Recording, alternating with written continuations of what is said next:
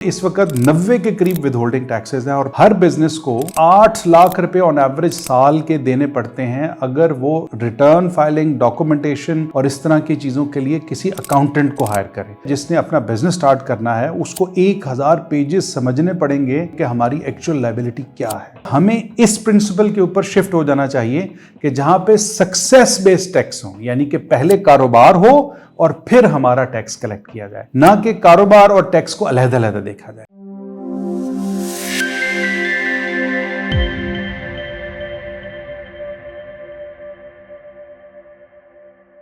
ये जो हमारी गुफ्तगू है ये पाइड का जो एक मिशन आप समझ लें है, जिसमें हम रीथिंक, रिफॉर्म एंड रिवाइव, जिसको हम इस्लाह कहते हैं, उसके तसलसल में है। आज की जो मेरी गुफ्तगू है ये है टैक्स से रिलेटेड हमारी जो रेगुलेटरी फ्रेमवर्क्स हैं, इसके बारे में बात करना क्यों ज़रूरी है। आपको मैं एक छोटी सी मिसाल देता हूँ। आप अगर आज किसी भी बिजनेसमैन के पास चले जाएं, चाहे वो दुकानदार हो, चाहे वो किसी फर्म का मालिक हो, चाहे वो कोई सनतकार हो या एक आम जो इंडिविजुअल है, और उनसे आप ये कहें कि आपके ख्याल में पाकिस्तान के इदारा जाती जो मसाइल हैं उनमें सबसे बड़ा मसला क्या है, तो वो कहेंगे टैक्स और टैक्स से रिलेटेड जो उनकी एडमिनिस्ट्रेशन है। इस बात का अंदाज़ा आप इससे लगाएं कि एक एंटरप्राइज सर्वे करता है जिसके मुताबिक 2022 में तकरीबन 43% जो उनके रिस्पोंडेंट्स थे जो मुख्तलिफ बिजनेसेस से वाबस्ता होते हैं, वो कहते हैं कि टैक्स की जो रेट्स हैं वो हमारे लिए बहुत बड़ा मसला है। और तकरीबन ऑन एवरेज उन्हीं लोगों ने ये कहा कि 30%, यानी कि फर्म्स ने ये कहा कि हमारे लिए टैक्स एडमिनिस्ट्रेशन भी एक प्रॉब्लम है। तो अब आप सोचें कि टैक्स जो सा है वो कोई भी आपकी पैदावारी सलाहियत के अंदर इजाफा नहीं लेके आता। ये गवर्नमेंट का चार्ज है जो बिजनेसेस से लिया जाता है ताकि वो गवर्नमेंट की मुख्तलिफ जो सर्विस प्रोविजनिंग है उसमें इस्तेमाल हो सके। तो ये बिजनेसेस के लिए एक बहुत बड़ा मसला है। तो आज की जो हमारी गुफ्तगू है उसका जो क्रक्स है, जिसको हम आगे चल के थोड़ा सा और भी एक्सप्लेन करेंगे, कि हमारे लिए बहुत सारी ऐसी चीज़ें हैं जिनका मद्देनज़र रखना ज़रूरी है जब हम रिसोर्स कलेक्शन की बात करते हैं।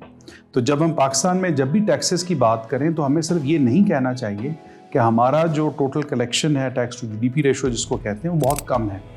हमें उसके साथ जो ज़्यादा बड़ी बात जिस पर बात करने की ज़रूरत है, जिस तरीके से टैक्स कलेक्ट किया जा रहा है उसको बहुत इम्प्रूव करने की ज़रूरत है। अब मैं इसको 1 बाय 1 आपको समझाने की कोशिश करता हूँ। जैसे मिसाल के तौर पे हमारा जो FBR का सिस्टम है, इसके अंदर हमारे 3 किस्म के मेजर टैक्सेस हैं जिनको हम कहते हैं इनकम टैक्स, सेल्स टैक्स और federal excise duty. Although customs भी इनके पास है लेकिन उसको आमतौर पर अलहदा से देखा जाता है, वो कस्टम डायरेक्टरेट के तहत है। तो ये जो 3 मेजर टैक्सेस हैं, इसके लिए जो लॉज हैं जिसको हम कहते हैं income tax ordinance, sales tax act और फेडरल एक्साइज ड्यूटी एक्ट, और इसी तरीके से जो हमारा कस्टम्स का एक्ट है, इनकी अगर आप कम्प्लेक्सिटी देखें, जो इनके अंदर लैंग्वेज लिखी हुई है या जो इसका वॉल्यूम है, जैसे अगर आप सिर्फ इनकम टैक्स ऑर्डिनेंस को उठा के देख लें तो वो तकरीबन 1000 पेजेस के ऊपर है। तो आप खुद सोचें कि कारोबार है जिसने अपना बिजनेस स्टार्ट करना है, उसको 1000 पेजेस समझने पड़ेंगे, या मैं और आप हैं कि जिनको ये 1000 पेजेस समझने पड़ेंगे कि हमारी एक्चुअल लायबिलिटी क्या है। अब इससे आगे आ जाएं कि जब हम इस चीज़ को समझ लेते हैं तो उसके अंदर हमें ये पता चलता है कि हमने सिर्फ टैक्स नहीं देना, हमने उसके साथ रिटर्न्स भी फाइल करने हैं और हमने डॉक्यूमेंटेशन भी करनी है, और फिर अगर किसी वक्त हमारा नाम ऑडिट में आ जाता है तो ये हमने ही FBR को समझाना है कि जो वो हम पे क्लेम लगा के बैठे हैं वो गलत है। मिसाल के तौर पर अब अगर मैं सेल्स टैक्स की बात करूं तो हमारे हर महीने सेल्स टैक्स के रिटर्न्स फाइल होते हैं। आप सोचें कि अगर आप एक छोटा कारोबार हैं जिसकी माहाना जो आपकी टर्नओवर है, लेट्स से वो 5 लाख है, तो क्या ये मुमकिन है आपके लिए कि आप हर महीने एक रिटर्न फाइल करें, उसके लिए किसी अकाउंटेंट को हायर करें? इसी तरीके से इस तरह की जो रिटर्न फाइलिंग है उसमें हमें एडजस्टमेंट्स भी लेनी होती हैं जो इनपुट से रिलेटेड हैं। तो क्या आपके पास इतना टाइम है, इतने रिसोर्सेज हैं कि आप उसको अपने बिजनेस के साथ डेलीगेट कर सकें? तो ओवरऑल जब हम एक टैक्स की रेगुलेटरी पर्सपेक्टिव देखते हैं तो हमें ये नज़र आता है कि FBR सिर्फ टैक्स नहीं कलेक्ट करता, एक बहुत बड़ा कंप्लाइंस का बर्डन है जिसकी वजह से हमारे बिजनेसेस या तो कारोबार में बहुत ज़्यादा तरक्की नहीं लेके आ सकते, या वो हट जाते हैं मेन से और इनफॉर्मल सेक्टर में चले जाते हैं। तो अब अगर एक साइड पे हम एफबीआर को देखते हैं कि वो कहते हैं कि हमारी बहुत ज़्यादा टैक्स एवेजन, हम इसको कम करना है, तो वो दूसरी साइड पे इस चीज़ को खुद हम समझने से कासिर हैं कि ज़्यादा बड़ा मसला एफबीआर की अपनी टैक्स पॉलिसीज़ ही हैं। फिर इसी तरीके से अगर आप आगे चले जाएं तो विद होल्डिंग जो टैक्सेस हैं उन्होंने हमारे बिजनेसेस का बिल्कुल तबाही कर दी है। तकरीबन इस वक्त 90 के करीब विद होल्डिंग टैक्सेस हैं, और पाइड के एक एनालिसिस के हिसाब से उनमें से आधे से ज़्यादा से टैक्सेस हैं कि जो मिला के सिर्फ 10 अरब रुपया देते हैं, लेकिन अगर आप उनकी कंप्लाइंस कॉस्ट देखें तो वो बहुत बड़ी है बिजनेसेस के लिए। एक मोहतात अंदाजे के हिसाब से हर बिजनेस को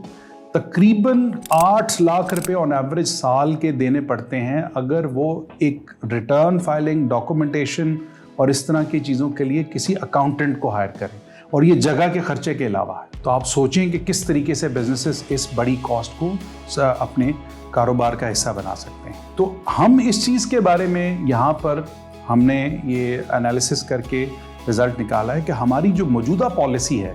उसमें ना सिर्फ रेट्स को कम करने की या कारोबार के साथ अलाइन करने की ज़रूरत है, लेकिन साथ ही साथ जिस तरीके से हम टैक्स कलेक्ट कर रहे हैं, जिसको हम टैक्स पॉलिसी कहते हैं, उसको भी इम्प्रूव करने की ज़रूरत है कि ताकि बिजनेसेस को थोड़ा सा ब्रीदिंग स्पेस मिल सके। और हमें इस प्रिंसिपल के ऊपर शिफ्ट हो जाना चाहिए कि जहाँ पे सक्सेस बेस्ड टैक्स हो, यानी कि पहले कारोबार हो और फिर हमारा टैक्स कलेक्ट किया जाए, ना कि कारोबार और टैक्स को अलग-अलग देखा जाए, ताकि हमारे बिजनेसेस जो से है वो टैक्स की इन्वायरमेंट को फ्रेंडली इन्वायरमेंट के तौर पे देख सकें, ना सिर्फ डोमेस्टिक इन्वेस्टर्स के बिजनेसेस के लिए बल्कि बाहर के जो हमारे फॉरेन डायरेक्ट इन्वेस्टमेंट्स के ऑप्शंस हैं उनके लिए।